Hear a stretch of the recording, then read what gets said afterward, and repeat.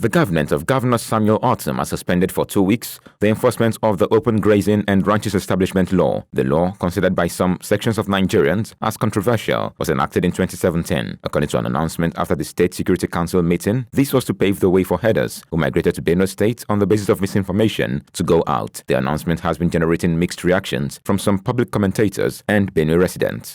The governor has acted within the constitutional powers to allow for the enforcement of the fundamental right of every citizen as regards freedom of movement. So it's a step in the right direction, but we expect more proactive steps towards dealing with the issues of farmer herders conflict other than such pronouncement at the tail end of his administration. Who does that? We all know that it's a cliche that ignorance before the law is not an excuse. This law has been there. So why would you now say you want to suspend the law for people that you argue are ignorant of the law?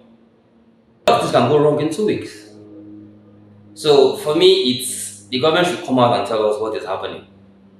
We are citizens of Benue.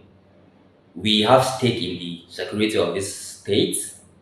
So they should come out and tell us if they have any challenges.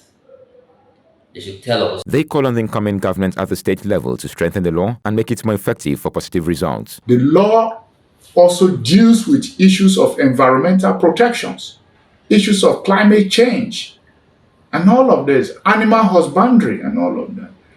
So the only thing I can say is that the state government, the incoming administration, needs not to repeal the law.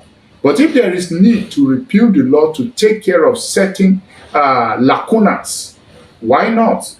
After all, laws are not static.